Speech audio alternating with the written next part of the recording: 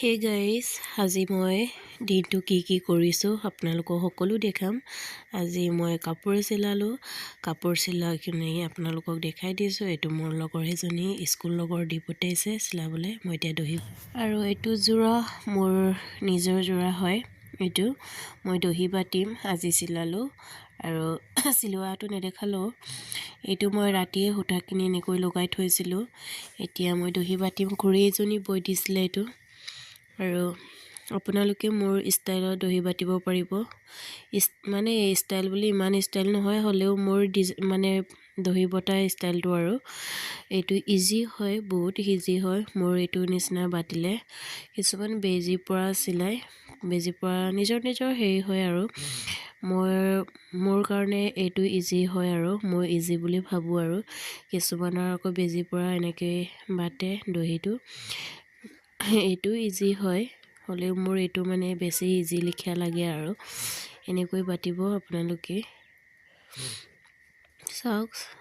আৰু এতিয়া কাটিব লাগে এনেকৈ। এইটো হৈ গ'ল, ধুনীয়া হৈছে। এতিয়া হৈয়ে গ'ল। এইটো চাওক, পাৰিটো গ্ৰীণ কালাৰ হয় আৰু বৰ্ণালী সূতাৰ পৰা দহি বাতিছোঁ। ইমান ধুনীয়া লাগিছে চাওক।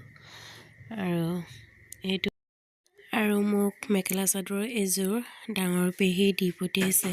জোনাই লাইমেকুৰি 1 নং মিলনপুৰৰ পৰা মোক দি পঠিয়াইছে। এইটো চাওক, ইমান ধুনীয়া লাগিছে। সৰু সৰুকৈ কেচ দিয়া হৈছে আৰু চেক যোৰা, আমাৰ মিচিঙত পাজক যোৰা বুলি কয়। আৰু থেংক ইউ পেহী মোক দিয়া। এতিয়া মই দহি বাতিলোঁ এযোৰ মোৰ লগৰ এজনীৰ হয়। এইটো সৰু মণি, হোৱাইট মণি লগোৱা হৈছে।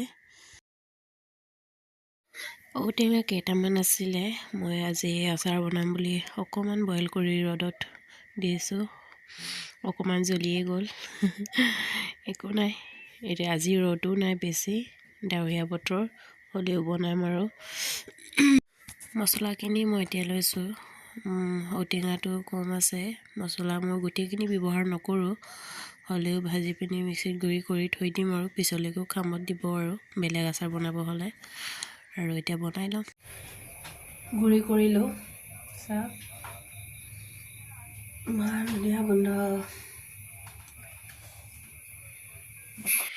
কেৰাহী গৰম হৈছে আৰু হ'ল আৰু এতিয়া মই তেলটো দি ল'ম।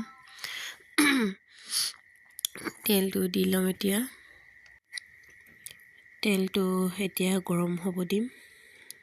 তাৰপিছত আচাৰটো বনাই আছোঁ, লাষ্টলৈকে চাই থাকিব স্কিপ নকৰাকৈ। ঔটেঙাখিনি মই এনেকৈ খুন্দি লৈছোঁ।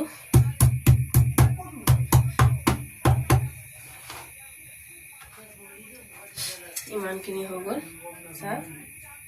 এতিয়া মই বনাই লওঁ। কেৰাহী গৰম হৈ গ'ল, এতিয়া মই দি ল'ম, ভাজি ল'ম। এনেকৈ ভাজি ল'ব।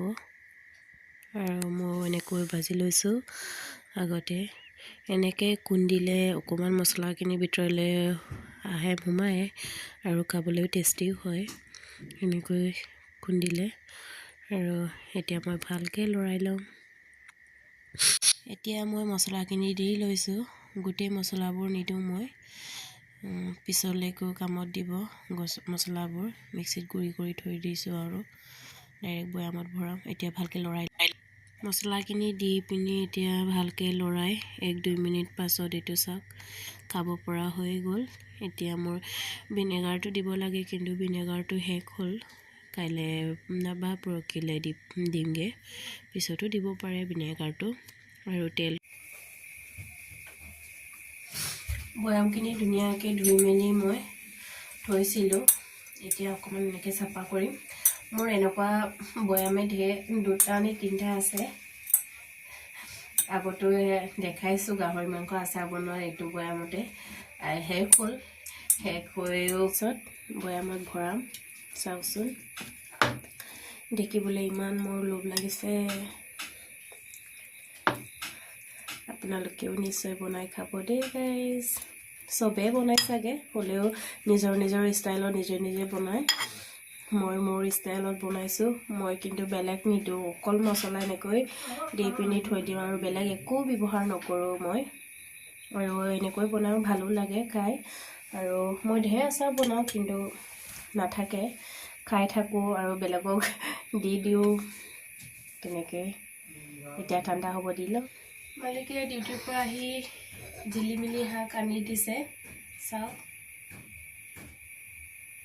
কিহৰ লগত খাম এতিয়া, এইটো এতিয়াতো ৰাতি হ'ল, এতিয়া নাখাওঁ বাৰু, কাইলৈ খাম। কাইলৈ কিহৰ লগত বনাম ভাবিব লাগিব। মই এতিয়া ধুনীয়াকৈ বৈয়ামত ভৰালোঁ, চাওক ঔটেঙা আচাৰ। তেল আৰু দিব লাগিব, এতিয়া মই কেঁচাকৈ দি দিম তেলটো। তাৰপিছত এতিয়া ঘোলাঘুলি নকৰোঁ, এঘণ্টা ৰ'দত দিম।